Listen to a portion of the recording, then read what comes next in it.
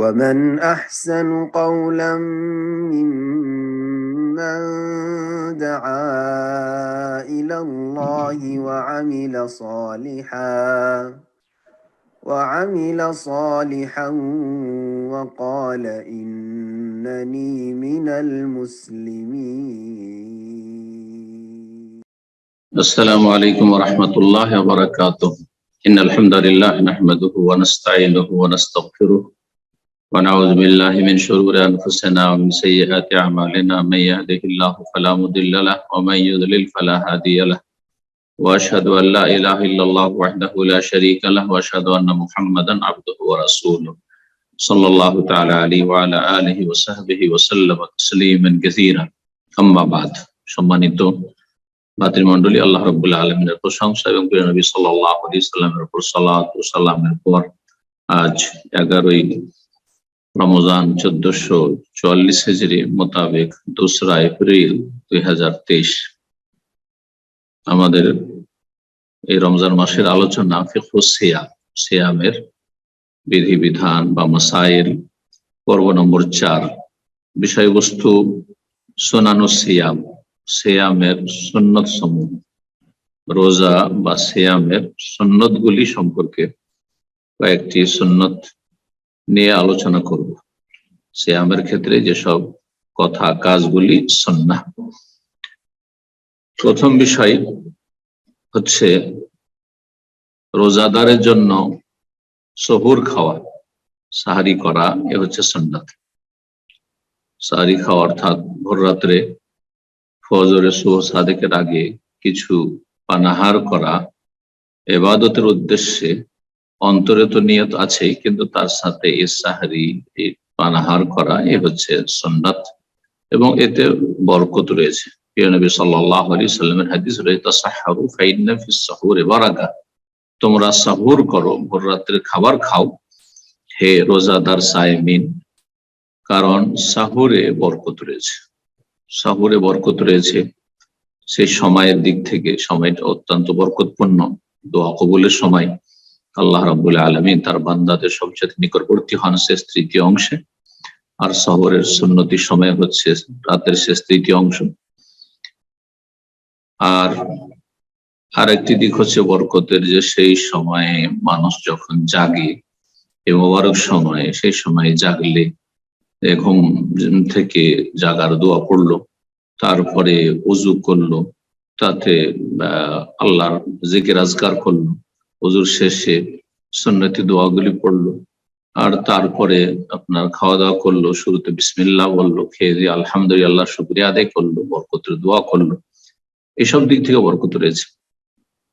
তৃতীয় যে বিষয়টি সবচেয়ে গুরুত্বপূর্ণ বরকতের, তা হচ্ছে নবী সাল্লাল্লাহু আলাইহি ওয়াসাল্লামের সুন্নতের বাস্তবায়ন। এটি হচ্ছে বরকতের বড় উপায়। নবী সাল্লাল্লাহু আলাইহি ওয়াসাল্লাম বিরোধিতা করা যেমন আযাবের কারণ, শাস্তির কারণ দুনিয়া আখিরাতে, তেমনি নবী সাল্লাল্লাহু আলাইহি ওয়াসাল্লামের সুন্নাহর ইত্তেবা করা, সুন্নাহর অনুসরণ করা হচ্ছে বরকতের মাধ্যম। তাসাহহারু, তোমরা সাহারি খাও, সাহারিতে বরকত রয়েছে। এবং সাহারির ক্ষেত্রে উত্তম সাহারি হচ্ছে মুমিনের খেজুর। এই মর্মে হাদিস রয়েছে, নেয়ামা সাহুরুল মুমিন আত-তামরু, সবচেয়ে উত্তম বা ভালো সাহারি হচ্ছে মুমিনের খেজুর। এবং খেজুরের যে উপকারিতা রয়েছে, তার দিন দুনিয়া সব দিক থেকেও উপকারী খেজুর, আপনার নিয়মিত খাদ্য তালিকা রাখার ক্ষেত্রে। এই সাহারির ক্ষেত্রে আরেকটি সুন্নাত হচ্ছে যে বিলম্ব সাহারি খাওয়া। যত দেরি করে সাহারি খাবেন তত বেশি ভালো। আজানের সময় বা শুভ সাদেক হওয়ার আগে আপনি যত শেষ সময়ের দিকে সাহারি করবেন তত ভালো। নবী সাল্লাল্লাহু আলাইহি ওয়াসাল্লাম সাহারি করে কতটা সময় থাকতো, এই মর্মে আনাস রাদিয়াল্লাহু তাআলা আনহু বর্ণনা করেছেন যে কাদরু মা ইয়াকরা আর-রাজুল 50 আয়াত, 50টি আয়াত পড়া যেত। অর্থাৎ 10-15 মিনিট আজান হতে যাচ্ছে বা সময় হতে যাচ্ছে, শেষ সময় তার 10-15 মিনিট আগে সাহারি পানাহার সেরে নেবেন। কিন্তু কিছু লোকের একটা খারাপ অভ্যাস আছে, যা কিছু ওই পানাহার করুক না কেন, আজানের অপেক্ষা থাকবে। ঠিক যেমন আজান শুরু হলো প্রতিদিন তখন 1 গ্লাস পানি নিয়ে খাওয়া শুরু করলো, এটা ভালো অভ্যাস নয়, বরং এটা ঝুঁকিপূর্ণ। এইরকমটা ইচ্ছা করে করবেন, অভ্যাস বানিয়ে নেবেন। এটা আজকাল খুব বেশি দেখা যাচ্ছে এবং শোনা যাচ্ছে। এমনটা আসলে বাঞ্ছনীয় নয়, বরং আগে থেকে আপনি যা পানাহার করার করে নেবেন। আর আজান অপেক্ষা থাকবেন যে ঠিক আজানের সময় হচ্ছে, তাড়াতাড়ি করে পানি খাওয়া, 1-2 গ্লাস এখন পানি খাচ্ছেন না, কখন হয়তো পানি খাননি আর আজান হতে যাচ্ছে, গ্লাস হাতে আছে, সেই গ্লাসের পানিটা আপনি খেয়ে নেন, অথবা 1-2 লোকমা আছে সেটা তাড়াতাড়ি খেয়ে, সেটা ভিন্ন বিষয়। সাহারির বরকতের একটি দিক হচ্ছে যে সাহারি খেয়ে আপনি যে ফরজ সিয়াম বা সুন্নত সিয়াম পালন করছেন, রমজান ছাড়া অন্য মাসে সুন্নাত, রমজানের সিয়াম ফরজ, এতে আল্লাহ রাব্বুল আলামিনের ইবাদত বন্দেগীর ক্ষেত্রে এবং নেকির কাজে নিজেকে শক্তিশালী করা। যে ব্যক্তি সাহারি খেয়ে রোজা রাখবে, সে যে সাহারি খায় না, বিনা সাহারিতে সিয়াম পালন করে, তার চাইতে ভালো, সবল থাকবে, শক্তিশালী থাকবে। তার শারীরিক যখন শক্তি থাকবে তখন সে ইবাদত বন্দেগীতে পরিশ্রম করতে পারবে এবং অলসতা গাফিলতি থেকে দূর থাকবে, তো নিস্তেজ হবে না। সেই জন্য এটি একটি বরকতের দিক। আর এই সাহারির জন্য যখন জাগলো, এই ওসিলাতে তার এই উত্তম সময়টা জেগে জেগে যাওয়া হলো, জেগে গেলে তাহলে আর ফজর নামাজ আশা করি ছুটবে না তার, কারণ ফজর আজান হতে যাচ্ছে, তওবা ইস্তেগফারের সুযোগ পেল, দোয়া করার সুযোগ পেল। তার সাথে আর একটি বরকতের দিক উলামায়ে কেরাম উল্লেখ করেছেন, একটা হাদিসে রয়েছে, ফাসলু মা বাইনা সিয়ামিনা ওয়া সিয়াম আহলিল কিতাব আকালাতুস সাহুর, সহিহ মুসলিম হাদিস রয়েছে। আমাদের সিয়াম রোজা আর আহলি কিতাব ইহুদি খ্রিস্টানদের রোজা সিয়ামের মাঝে পার্থক্য হচ্ছে সাহারি খাওয়া। তাহলে সাহারি খাওয়ার মাধ্যমে যখন ইহুদি নাসারাদের বিরোধিতা করলেন, যে বিরোধিতা সুন্নাত ফরজ নয়, তাহলে বোঝা যায় সব ক্ষেত্রে ইহুদি নাসারা বিরোধিতা করা সেটি ওয়াজিব নয়, কিন্তু যা এক শ্রেণীর লোকেরা ভুল ব্যাখ্যা করে বলে থাকেন। তো এই ক্ষেত্রে সুন্নাত, যেহেতু সাহারি খাওয়া সুন্নাত, সুতরাং আহলি কিতাবের বিরোধিতা করা হচ্ছে সুন্নাত, ফরজ নয়। ফরজ হলে তাহলে সাহারি খাওয়া ফরজ হয়ে যেত। তো বিষয়টি যেন আমরা বোঝার চেষ্টা করি, যাতে করে কিছু লোকেরা বাড়াবাড়ি করে যে কথাবার্তা বলে সহি আকীদা মানহাজের নামে, সেটা থেকে সতর্ক থাকতে হবে। আর একটি সুন্নাত হচ্ছে সাহারি ছাড়া ইফতারের ক্ষেত্রে ইফতার তাড়াতাড়ি করা। সূর্য অস্তমিত হয়েছে নিশ্চিত হওয়ার পরে তাড়াতাড়ি করা, অনিশ্চিত তাড়াতাড়ি করা নয়। অথবা সময় যে দেওয়া আছে সেই সময়, যেটা আপনার সায়েন্টিফিক সময়, সেটা বিশেষজ্ঞরা যে সময়টা বলছে যে অমুক এলাকায়, অমুক দেশে, অমুক অঞ্চলে এতটাই সূর্য উঠে ডুবে, আর তার বিরোধিতা করে 1 মিনিট 1.5 মিনিট আগে ইফতার করে নেবেন, সেটা সুন্নত না, সেটা হারাম, সেটা সুন্নত না, সেটা হারাম। এরকম কথা কেউ বললে সেটি একেবারে পরিত্যক্ত, এবং সেই ব্যক্তি পরিত্যক্ত, জি, তার ফতোয়া পরিত্যক্ত, আল্লাহ হেফাজত করুন। তো সূর্য ডুবে যাওয়া নিশ্চিত হওয়ার পরে ইফতারিতে জলদি করা হচ্ছে সুন্নাত। সুন্নাত হচ্ছে খেজুর খেয়ে ইফতার করা, যদি তাজা রতব খেজুর থাকে, গাছ পাকা, তাহলে সবচেয়ে ভালো, নবী সাল্লাল্লাহু আলাইহি ওয়াসাল্লাম তাই করতেন। যদি তা না হয় তো নবী সাল্লাল্লাহু আলাইহি ওয়াসাল্লাম বলেছেন যে কয়েকটি খেজুর খেয়ে, বা নবী সাল্লাল্লাহু আলাইহি ওয়াসাল্লাম কয়েকটি খেজুর খেয়ে আপনি সেহরি করতেন। সুতরাং আপনি ইফতারি করতেন, ইফতারি করবেন খেজুর খেয়ে, শুকনো খেজুর খেয়ে। খেজুর খেতে বেজোড়ের কোন প্রমাণ নেই ইফতারির ক্ষেত্রে, শুধু বেজোড়ের যে হাদিস রয়েছে সেটা হচ্ছে ঈদ উল ফিতরে যাওয়ার সময় তার আগে সকালবেলা নবী সাল্লাল্লাহু আলাইহি ওয়াসাল্লাম নবী তরান জি বেজোড় খেতেন। জি, সুতরাং জোড় বেজোড় ইফতারিতে যার যেটা সুবিধা হয় করতে পারে, কোনো অসুবিধা নেই। জি, খেজুরও যদি না থাকে, কোন রকমের খেজুর নেই, তাহলে পানি 1-2 ঢোক 3 ঢোক পানি খেয়ে ইফতার করে তারপর অন্যান্য খাবার খাবে। জি, যদি তাও না থাকে, কারো কাছে পানি নেই, বাইরে আছেন এমন জায়গায় যেখানে পানি নেই, খাদ্য নেই, কোনো কিছু নেই, তাহলে অন্তর থেকে নিয়ত করবে যে আমার যেহেতু সিয়ামের ইফতারির সময় হয়ে গেছে, সুতরাং আমি ইফতার করে দিলাম, এতে ইফতার হয়ে যাবে। ইন্নামাল আমালু বিন্নিয়াত, মানুষের আমল নির্ভরশীল নিয়তের উপর। যখনই সে রোজার সিয়ামের সমাপ্তি ঘটাবে অন্তর থেকে, তখনই তার ইফতার হয়ে যাবে। তাহলে ইফতারির জন্য পানাহার করতেই হবে, এটি আবশ্যক বিষয় নয়, মূল বিষয় হচ্ছে নিয়তের বিষয়। এই সিয়ামের ক্ষেত্রে আর একটি সুন্নত হচ্ছে অন্যদেরকে ইফতার করানো। ইফতারু সাইমিন, রোজাদারদেরকে ইফতার করানো, সে সচ্ছল হোক অথবা অসচ্ছল, শুধু গরিবদেরকে নয়। ইফতারির ক্ষেত্রে যেমন আপনি গরিব অভাবীদেরকে ইফতার করাবেন, তাতে সব রয়েছে, তেমনি সচ্ছল ব্যক্তি, ভালো মানুষ যারা সত্যি রোজাদার, তাদেরকে ইফতার করাবেন। কিন্তু ইফতার করানোটা যেন পার্থিব ফ্যাশনে পরিণত না হয়। আর যারা দুনিয়ার আপনার ভোগ বিলাসে ডুবে আছে, রোজা রাখে না, হয়তো পাপে ডুবে আছে, সেসব লোককে নিয়ে গ্যাদারিং করে শুধু ইফতার পার্টি, ইফতার মাহফিল, এগুলি হচ্ছে আজকালকার প্রচলিত দেখানো ধর্ম। আসলে এগুলি আসলে সত্যিকারের দিন পালন নয়।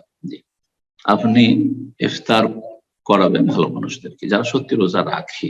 জি, যাদেরকে রোজা রাখালে আপনি আল্লাহর কাছে আশা করতে পারেন আল্লাহ সন্তুষ্টির জন্য করছেন। জি, সুতরাং সেখানে সচ্ছল অসচ্ছল, আমির গরিব সর্বস্তরের লোকেরা আপনার ইফতারি খাবে। জি, ইফতারিতে জাকাতের পয়সা ব্যবহার করা যায় না। অনেকে ফতোয়া জিজ্ঞেস করেন ইফতারিতে জাকাতের পয়সা ব্যবহার করা যায় না। ইফতার করাবেন আপনার দান দিয়ে, নফল সাদাকা দিয়ে, আপনি দান দিয়ে ইফতার করবেন। জি, কিন্তু আপনি জাকাত দিবেন, সেটা জায়েজ নয়। জাকাত গরিবের ক্ষেত্রে যদি জাকাত দিতে হয় তাহলে আপনি ইফতারি দেন, আপনি টাকার জাকাত দেবেন, টাকা দিয়ে দেন। সে টাকা দিয়ে সে ইফতারি কিনে খাবে, না তার কাপড়ের প্রয়োজন রয়েছে, না তার চিকিৎসার প্রয়োজন রয়েছে, সেটা সে বুঝবে। কিন্তু আপনি সেখানে নেতৃত্ব দেবেন, ইজতিহাদ করবেন যে না আমি আমার জাকাতের পয়সা দিয়ে গরিবদেরকে ইফতার করাবো, এটি শরীয়তের খেলাফ। আল্লাহ বুঝার তৌফিক দান করুন। জি, যে ব্যক্তি ইফতার করাবে সেই ব্যক্তি যাকে ইফতার করালো তার সমান সওয়াব হবে, এই মর্মে নবী সাল্লাল্লাহু আলাইহি ওয়াসাল্লাম সহিহ হাদিস রয়েছে। ইফতারির সময় আল্লাহর জিকির আজকার করবে, দোয়া করবে। এই মর্মে ইফতারির সময় যে দোয়া হাদিস দ্বারা প্রমাণিত এবং হাদিসটি সহিহ বা হাসান, তা হচ্ছে আবু দাউদের হাদিস। নবী সাল্লাল্লাহু আলাইহি ওয়াসাল্লাম যখন ইফতার করতেন বলতেন যাহাবাজ জামা ওয়াবতাল্লাতিল উরুক ওয়া সাবাতাল আজরু ইনশাআল্লাহ। পিপাসা দূর হয়েছে, ওয়াবতাল্লাতিল উরুক শিরা উপশিরা সিক্ত হয়েছে, আর নেকি আল্লাহ চাইলে সাব্যস্ত হয়েছে। এই দোয়াটি নবী সাল্লাল্লাহু আলাইহি ওয়াসাল্লাম থেকে সহিহ সূত্রে প্রমাণিত। পক্ষান্তরে প্রচলিত প্রসিদ্ধ যে দোয়াটি রয়েছে আল্লাহুম্মা লাকা আসুমতু ওয়া আলা রিজকিকা আফতারতু, সেই দোয়াটি আবু দাউদ রয়েছে, কিন্তু হাদিস সহিহ নয়। সুতরাং সেইটার উপর আমল করবেন না। আমরা পেয়েছিলাম ছোট থেকে, আর তারপর তখন জানতাম না যে এটি সহিহ না জয়ীফ, সেই জন্য এসব জয়ীফ আমলের প্রচলন ছিল। যখন জেনে গেছি তখন আমাদের ছেড়ে দেওয়া আবশ্যক। এই ক্ষেত্রে আরো এর চাইতে বড় ভুল হচ্ছে যে তাতে আরো কিছু সংযোজন করে দোয়া পাঠ করা, আল্লাহুম্মা লাকা আসুমতু ওয়া বিকা আমানতু ওয়া আলাইকা তাওয়াক্কালতু, এই দুটো বাক্য বাড়িয়ে দিয়েছে।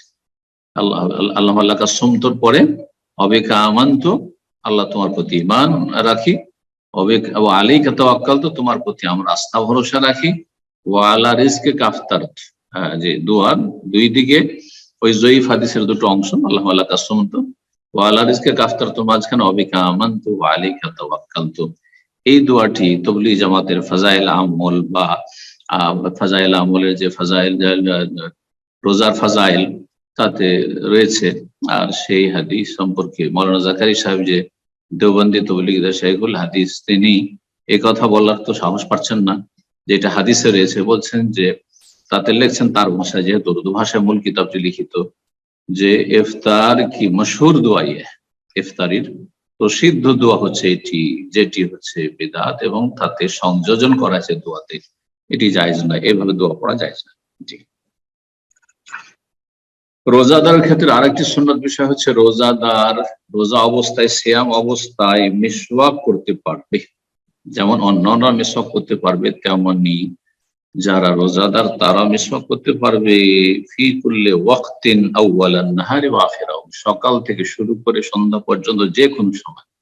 সকালবেলা সাহারি খেয়েছে, আজান হয়েছে, আজান ইকামতের মাঝখানে, সালাত শুরু হওয়ার আগে, ওযুর আগে, অথবা সালাত শুরু হওয়ার আগে, অথবা তারপরে সকালবেলা যে কোনো সময়, দুপুর বেলা, জোহরে, আসরে, মাগরিবের আগে, যে কোনো সময় মিসওয়াক করতে পারবে। মিসওয়াক করা হচ্ছে সুন্নাত নবী সাল্লাল্লাহু আলাইহি ওয়াসাল্লামের, এবং তাতে বহুমুখী উপকারিতা রয়েছে।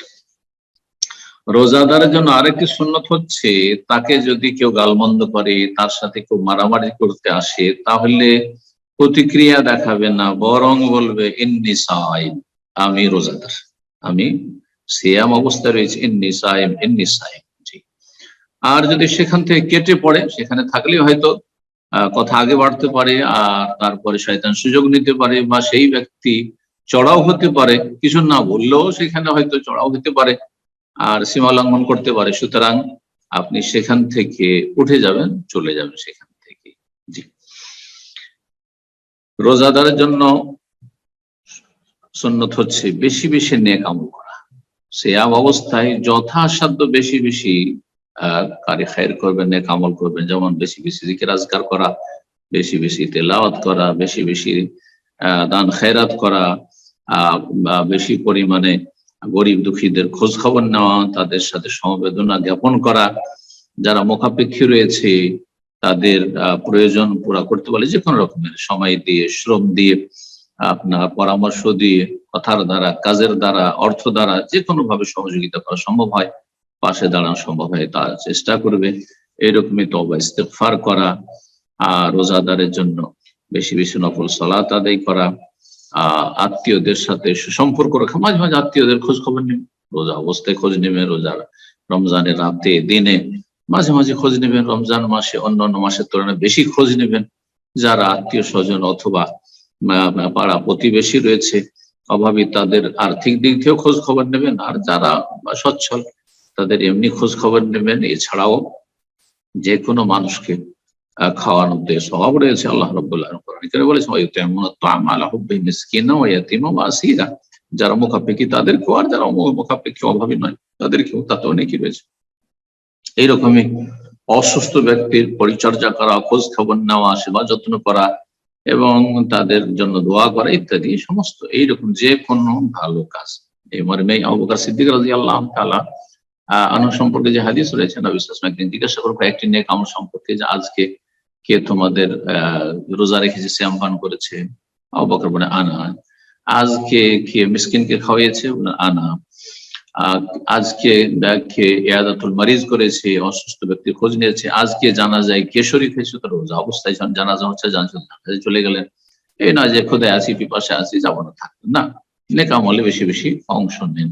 নবী সাল্লাল্লাহু আলাইহি সাল্লাম কয়েকটি আমল যখন দেখতে পেলেন, আবু বকর সিদ্দিক রাদিয়াল্লাহু তাআলা আনহুর মধ্যে জিজ্ঞাসা করার পরে বললেন, মাজতামানা ফি ইমরিন ইল্লা দাখালা জান্নাহ। এই যে ভালো আমলগুলি যদি কারো মধ্যে বিদ্যমান থাকে, কারো মধ্যে পাওয়া যায়, তাহলে সেই ব্যক্তি অবশ্যই জান্নাতে যাবে। তাহলে জান্নাতে যাওয়ার মাধ্যম রোজা রাখার সাথে, সিয়াম পালনের সাথে অন্যান্য নেক আমল গুলি বেশি বেশি বৃদ্ধি করা। আল্লাহ রাব্বুল আলামিন আমাদের সকলকে তৌফিক দান করেন। রমজান মাসে, আর বিশেষ করে রোজাদারের জন্য, রোজা যদি কেউ নাও রাখতে পারে ওজরের কারণে, মুসাফির আছে কিন্তু সে তারাই পড়তে পারছে, অথবা অসুস্থ আছে সে রোজা রাখতে পারছে না কিন্তু তারাই পড়তে পারছে, তারাবির সালাত রমজান মাসের রাতে এশার সালাতের পরে আদায় করা হচ্ছে সুন্নাতে মুআক্কাদা। রমজান মাসে জামাতের বেশি গুরুত্ব রয়েছে, যদি জামাত সহকারে সেটা আদায় করা হয় আর তার কোয়ালিটি সুন্দর হয়, তার বেশি গুরুত্ব রয়েছে, এটা বেশি উত্তম। 11 রাকাত ভেতরের সাথে অথবা 13 রাকাত, নবী সাল্লাল্লাহু আলাইহি ওয়াসাল্লাম বেশিরভাগ 11 পড়েছেন, তবে 13 রাকাতের হাদিস রয়েছে।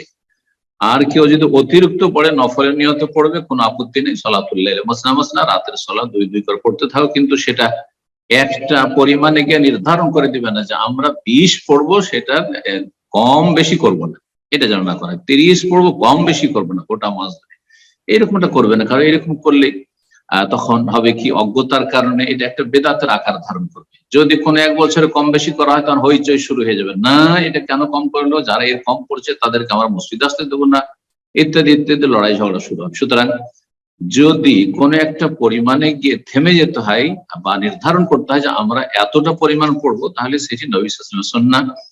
8, 3, 11 রাকাত বা 10, 1, 11 রাকাত অথবা 13 রাকাত, এতে আপনি সীমিত রাখেন। আর যদি পড়তে হয়, কখনো 20 পড়েন, কখনো 30 পড়েন, কখনো 28 পড়েন, কখনো 40 পড়েন, কখনো 36 পড়েন। মালিকেরা 36 রাকাত পড়ে থাকে, তারপর 1 রাকাত 37 রাকাত পড়ে। আর সালাফদের যুগ থেকে, অর্থাৎ তাবেইন যুগ, বিশেষ করে তাবেইন বা তাবেইনের যুগে 41 রাকাত পর্যন্ত পড়া হয়তো। 10 রকমের আমল তারাবির ক্ষেত্রে পাওয়া যায়। সুতরাং নফল হিসাবে রাকাত সংখ্যা বাড়ানো যেতে পারে, যদিও রাকাত সংখ্যা না বাড়িয়ে রাকাত সংখ্যাটাও ঠিক রাখা নবী সাল্লাল্লাহু আলাইহি ওয়াসাল্লামের, আর সালাত গুলিকে দীর্ঘায়িত করা, লম্বা করে আদায় করা, এটি সবচেয়ে উত্তম। তারপরে যখন ঈদুল ফিতর আসবে, তখন ঈদুল ফিতরে যখন বেরোবে সকালবেলা, তখন কয়েকটি খেজুর খেয়ে বেরোবে, বেজোড়। এটিও সুন্নাত, যা রমজানের সাথে সম্পর্কিত, রমজানের ঈদের সাথে সম্পর্কিত।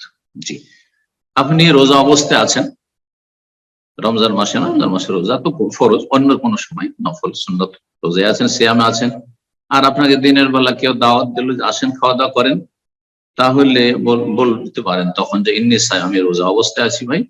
এবং এই মর্মে সহিহ মুসলিমের একটি হাদিস রয়েছে কি, যা দুই আহাদু বেলা তম, কোন ব্যক্তিকে যদি খাবারের জন্য আহ্বান করা হয় যে আসেন খাওয়া দাওয়া করেন আমাদের সাথে, অহুয়া সাইমুন, কিন্তু সেই ব্যক্তি রোজা অবস্থায় রয়েছে, ফালিয়াকুল, তাহলে ইন্নী সাইম, এটি রিয়াকারী নয়, লোক দেখানো নয়। কারণ এখানে বলতে বাধ্য, যদি না বলেন খাবো না আর বলবো না যে কেন খাচ্ছি না, তাহলে অনেক সময় অহংকারী মনে করতে ভুল ধারণা হইতে পারে আপনার সম্পর্কে। সুতরাং সেখানে ক্লিয়ার করতে হচ্ছে, রোজাদার হোক অথবা অন্য কোনো ব্যক্তি হোক, বিশেষ করে রোজাদার, আর যদি রোজাদার না হয় অন্য কোনো ব্যক্তিও হয়, রোজা নাও থাকে, আর যদি কারো বাড়িতে গিয়ে খান বা কারো খাবার খান, তাহলে তার জন্য দোয়া করার ক্ষেত্রে এই দোয়াটি রয়েছে, আফতার ইনদাকুমুস সাইমুন ওয়া আকালাতু আমাকুমুল আবরার ওয়া সাল্লাত আলাইকুমুল মালায়েকা, তোমাদের নিকটে রোজাদারগণ ইফতার করেছেন, অর্থাৎ খাওয়া দাওয়া করেছেন, ওয়া আকালাতু আমাকুমুল আবরার, এবং ভালো মানুষরা নেক লোকেরা তোমাদের খানা খেয়েছেন, ওয়া সাল্লাত আলাইকুমুল মালায়েকা, ফেরেশতাগণ তোমাদের জন্য দোয়া করেছেন। হাদিস সুনান আবু দাউদ, ইবনে মাজাহ রয়েছে এবং হাদিসটি হচ্ছে সহিহ। রমজান মাসে কেউ যদি উমরা করতে পারেন তো সেটি খুব ভালো কাজ, কারণ নবী সাল্লাল্লাহু আলাইহি ওয়াসাল্লামের সহিহ বুখারী মুসলিমের হাদিস রয়েছে, উমরাতুন ফি রমাদান তাকদি হাজ্জাতান আও হাজ্জাতুন মাই, রমজান মাসে কেউ যদি উমরা করে তো একটি উমরা আমার সাথে হজ করার অথবা একটি হজের সমপরিমাণ সওয়াব তাতে হবে, এই কথা বলেছেন নবী সাল্লাল্লাহু আলাইহি ওয়াসাল্লাম। সুতরাং যদি কেউ হজ করতে পারছেন, আর্থিক সচ্ছলতা নেই, হজের ফরজ আদায় হবে না, কিন্তু হজের সওয়াব ইনশাআল্লাহ আল্লাহ তাআলা দিয়ে দেবেন, অথবা আপনি হয়তো হজ করেছেন অথবা করতে পারবেন, তারপরেও রমজান মাসে যদি আল্লাহ তৌফিক দেন, বিশেষ করে যাদের পক্ষে সম্ভব, দূরে থাকুক অথবা কাছে থাকুক, রমজান মাসে যদি একটি উমরা করতে পারে তো সেটি ভালো কাজ। আল্লাহ আমাদের সকলকে ভালো কাজের তৌফিক দান করে। জি, তারপর আরেকটি বিষয় লেখক উল্লেখ করছে, সে হচ্ছে যে রমজান মাসের শেষ দিনে ধরেন ওমরার কেউ নিয়ত করেছে, রমজান মাসের শেষ দিন, সে 29 অথবা 30, এই দিনে রমজানে এখনো চাঁদ উঠেনি সওয়ালের, এহরাম বেঁধেছে ওমরার, আর এহরাম বাঁধার পরে মিকাতে গিয়ে গেল, এখনো ওমরা করা তওয়াফ সাই করা হয়নি, চাঁদ উঠে গেল। এটা অনেক সময় হয়, অনেক সময় হয় যে শেষ দিনে এসেছেন, 29 তারিখে এসেছেন হয়তো, তারপরে 30 আর হলো না, 29 মাস হয়ে গেল আর চাঁদ উঠে গেল। এখন আপনার ওমরার কাজগুলি কিন্তু রমজানের পরে হলো, কিন্তু শুরু করেছেন আপনি এহরাম যেহেতু করে নিয়েছেন রমজানে, এই ওমরাটি রমজানে বলে গণ্য হবে কিনা, মাসলা ইজতিহাদি। লেখক বলতে চাইছে ফাহাদিল ওমরা তুতাবারু ফি রমাদান, এই ওমরা রমজানে বলেই গণ্য হবে।